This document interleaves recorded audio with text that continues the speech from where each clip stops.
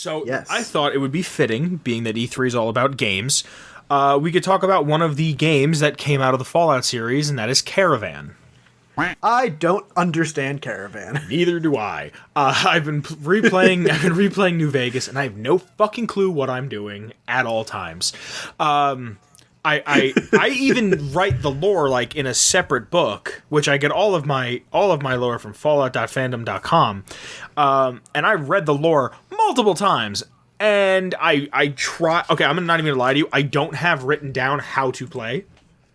Because I'm going to read it off the website, because every time I tried to write it, I found out that I was just writing the same shit over, but differently, but not at the same time. And just not figuring out how to play at all. Yeah, and like part of me wanted to go grab a deck of cards, but the whole point of Caravan is to have like jumbled up cards. So I'm like, I don't want to fuck up two different decks. So the whole time I'm just like, what am I doing?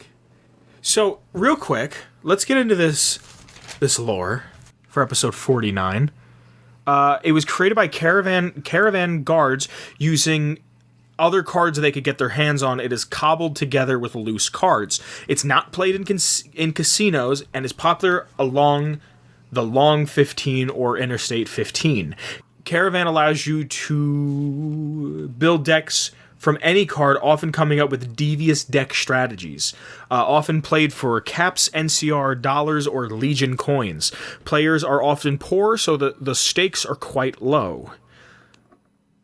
You can get a free deck from Ringo at Goodsprings if you do the quest where you're like, let me help him out. Oh yeah, the one where he's in the gas station. And now I'm gonna read you right off the wiki, and I don't ever want to read right off the wiki because I feel shitty, but I could not write it down in any. I'm gonna pull it up because I still to this day don't know how to play. It makes no sense. Like, it makes zero fucking sense, and I just played it. Like, I went into my Fallout game, found Ringo at what's the caravan company? Crimson Caravans. And I was like, Ringo, would you like to play? And he's like, yes. And I'm like, what the fuck? So bidding. At the outset of the game, the opponent will place a bid. The player can either match or raise non-player characters. Will not match every bid, only raising about 50% of the initial bid. The player can bid any amount they want, limited only by their opponent's bid and the amount of money they have to build a deck. Caravan that decks makes sense, right? Yeah, you read it too with me. Yeah, all right. That makes all right. Bidding makes sense. All right, step one, check. We're good. Okay, building a deck. Caravan decks are comprised of at least 30 cards from one or more traditional playing card sets. So do I get a fucking Uno card? What do you mean one or more traditional playing cards? I think that just means you could use any amount of just regular of 52 decks. Pick them up. Yeah. Fucking, I can't hit you with like a fucking 4 times reverse pick it up twice. No. You can't just hit them with like Mecha Hitler from Cards Against Humanity. The deck may have any number of cards of any type, although it cannot have duplicate cards of the same set. For example, a King of Spades with the tops on the reverse and the King of Spades with Gomorrah on the reverse are acceptable, but more than one King of Spades from the top deck is not. So you could have one that's like a plain one, a tops one, a Gomorrah, and an Ultralux, I guess. Any duplicate cards purchased by the player are automatically filtered out of the selection process.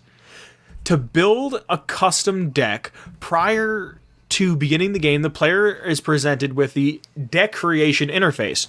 The interface consists of 2 rows of cards, both representing each card in the deck. The visible cards in the top row represent the playable deck, with the bottom row are the unused cards. A deck is created by moving cards from the bottom row to the top row using the add button. Cards can also be removed using the remove button. Holy shit, so who'da standard thunk? UI. Okay, yeah. This is standard UI. The random deck button will randomly select cards, creating a new Caravan deck each time from all available cards in your total card pool. Once the player... you're saying the random button gives you a random deck. Yeah. How about that shit? Yeah. Once you're done creating your deck, you can move on to the game. No shit. Finished decks will be saved and cannot be edited. So building decks. All right, that makes sense. Okay, so here we go. Gameplay. Caravan is played with 2 characters building 3 opposing caravans or bids of numbered cards. The goal is to outbid the opponent in all 3 caravans by keeping the number of points each above 20 and below 27, so 21 to 26, while preventing the opponent from doing the same. Each game begins with each player taking 8 cards from the deck and placing 1 numeric card or ace on each of the caravans. A player may not discard during this initial round. Once both players have started their 3 bids, each player may do one of the following their turn. Play 1 card and draw a new card from the deck to their hand. Discard 1 card from their hand and draw a new card from the deck. Disband 1 of 3 caravans by removing all cards from that caravan. After the initial card is played, the following card determines the direction of the caravan, either ascending or descending numerically. All subsequent cards must continue that numeric direction and or match the suit of the previous card. Playing a same suit card will change the direction of the caravan if applicable. Cards of the same numeric value cannot be played in sequence regardless of suit. Face cards and jokers can be attached to the ace or numeric card in Caravan, including your opponents, and affect them in various ways. A total of 3 cards may be attached to any given regular card, after which the only way to remove that card is through the use of a jack or discarding the entire Caravan. Not fucking bad for a kid with dyslexia. Yeah, I mean, public school doesn't prevail today. All right, my understanding is like 7 out of 10. I think I could probably get this. How? I need to play this, and even when I play it, I don't understand it. I mean, I was just like visualizing it in my brain, like in like this imaginary game space. So I don't know how to portray what my brain is doing. Mm-hmm. But I think that I can. The thing is, I don't know what the aces and jacks and like jokers and stuff do. They're probably all 10s. Except for an ace, which is probably either a 1 or 11, or it's an 11 or a 10. Oh, actually, they do funny, fancy stuff. There's a little table below. Do you want me to read them? Oh, fuck. Oh, my God. We're going to, like, double team this, We're gonna double team them. Yeah. Okay. So, ace adds 1 to the caravan. So, it acts as a 1. The number cards are their own value. Yeah, that makes sense. Jack, remove that card from the table. You can play it on an ace or a 2 through 10 card. It removes that card from the table along with any face cards attached to it. Queen can be played on ace or a number card.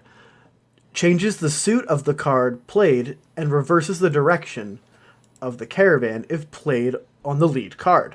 For example, playing a Queen of Hearts on the lead card in a 5-7-9 caravan will change the 9 to hearts and make the direction descending. Multiple queens may be placed on the same card. Okay, I think I'm kind of getting this. It's kind of like playing 3 games of Uno with extra bullshit rules. That's what I'm getting so far. Son, Uno fucking slaps. Uno does slap. Uno, it's a hitter, it slaps, it's heat. It is heat. You want to start an Uno podcast? Yeah. All right, wait, before we continue, are you team... you can stack or team no stacks? Of course you can stack. That makes the game so much more fun. According to the official Uno Twitter, you can't stack. Yeah, official rules. They're fucking nuts. Get the fuck out of here. They don't know what they're talking about. The game was made how many years ago? All right, king. Double the value of the number card it's played on. For example, a king played on a 4 adds 4 to the caravan. Multiple kings can be placed on the same card for multiplication effects. Okay. And Joker... effects change based on whether the Joker is played on an ace or a number card. So if the Joker is placed on an ace, it removes all other non-face cards. Wait, what? Wait. When played against ace, Jokers played on aces remove other non-face cards of the ace's suit from the table. What the fuck? Okay, I don't mean to cut you off, but I need to call someone out. You're calling it? Who? What? I don't know. What are we doing? Kyle, I know you're listening. Learn how to play this, and I want you to show me, because you're good with board games. Yeah, actually, special guest Kyle would be suited for this. Yeah, this is something that Kyle would yeah. Wow, did you just public school it right there? I don't know what's going on, Declan. I'm scared and afraid. So when it's played on an ace, it does some bullshit. When it's played on a number card, jokers played on number cards remove all other cards of this value from the table. For example, a joker played on the 4 of hearts removes all other 4s other than the card the joker is played on. So it's the fucking Thanos snap. Yeah, it's just snaps a value. Okay, multiple jokers can be played on the same card, which is interesting. Okay, that has entirely fucked my perception of this game. I now don't understand it at all. So if you win, the Caravan is considered sold with the value of the cards is either 20 or over 20, under 27. The opponent may still outbid it by increasing the value of their opponent's pile while staying within the 21 to 26 range. The game ends when each of the competing caravans is sold either to the opponent or the player, with the victor providing a better bid for at least 2 caravans. In the event of a tie between any 2 matched caravans, the game continues until one side has a better bid. The player with 2 or more sales on their side at the end of the game wins the pot.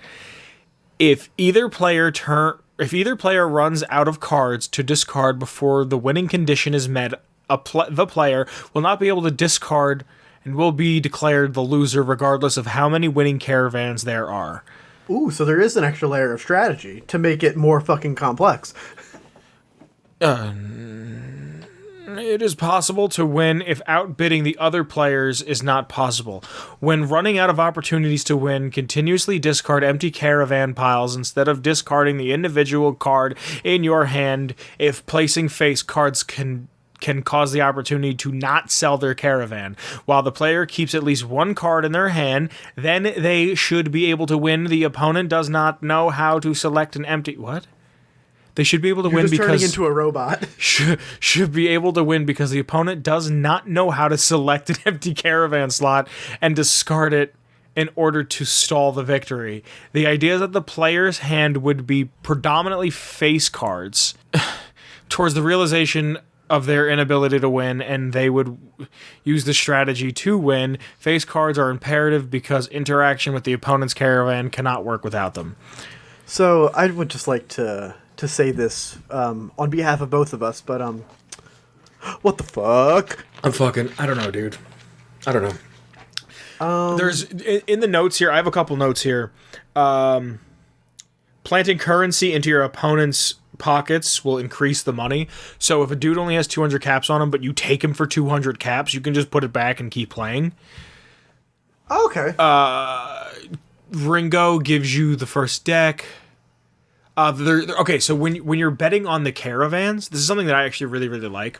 When you're betting on the caravans, there's 6 different caravans, and each spot is a location in New California. So there's the Boneyard, Redding, Shady Sands, Dayglow, New Reno, and the Hub. Oh, that's really cool. Yeah. So if you go to a merchant and, like, the highest a merchant will play, like, if you give them a lot of money, like, say you buy all their shit, they can bid up to 81.5% of their entire money.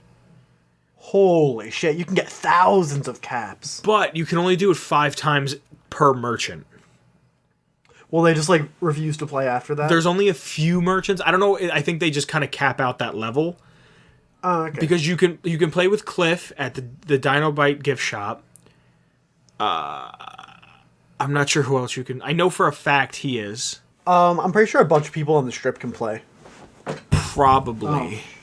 You can play with Ambassador Crocker. Oh, really? Yeah, and he has like 2,000 caps on him because he's just like a fucking man. Yeah. Oh, it's right here. Oh, there's a game limit. There's a game limit of 5 games from, I guess, with Cliff, Johnson Nash, who's in Prim, Little Buster and Camp McCarran. Oh, wait, no. I'm sorry, Lacey in the Mojave Outpost, and Quartermaster Myers, Mayers, Mayers, May, Quartermaster Myers. Oh, that's maze. Maze? How's that a maze? Yeah. There's no R in it. Yeah, well, I'm dyslexic and went to public school. Fuck you, that's maze. Maze is Maze, and that's delicious corn. Fuck you. That's yes. That is my yes. My yes. Quartermaster my yes. Fucking, my head hurts. All of these people sound like cowboys. All these names. No Barg Noonan. Heard that's no Barg Noonan coming down from the south. Fuck you. Cliff Briscoe. Dale Barton. Dale. Just Dale. Keith. Fucking Keith. Keith. Shout out to all the Keiths. Yeah. Keith gang. Yes. So, alright. You cool? You cool, Caravan? Yeah, I'm done with Caravan. Caravan is not my drink of choice. Caravan's fucking dead to me. I'm gonna play New Vegas again and just I have a luck of 2.